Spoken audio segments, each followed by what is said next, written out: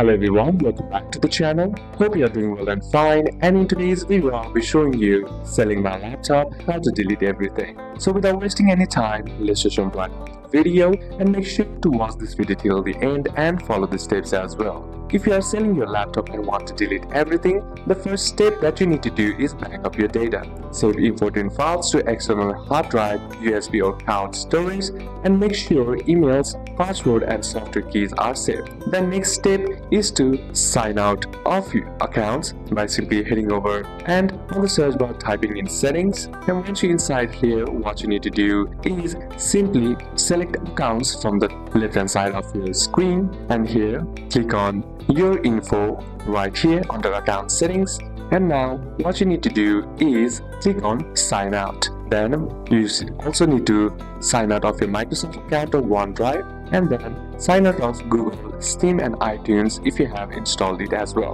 The next is to reset Windows to factory settings. To do it, what you need to do is head over and open up your settings once again, then select system from the left hand side of the menu. Then once you're inside here, scroll down until you find the option that says recovery right here and click on it.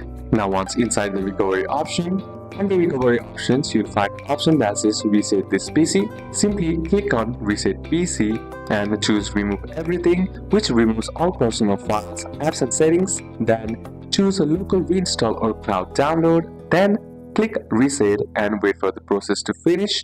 And now laptop will restart and show the initial setup screen ready for new owner. So these are a couple of steps that you can apply, and that's it for today's video guys. Hope this video was useful to you. Leave a like if it did, comment down any questions that you have, and see you soon on the next one.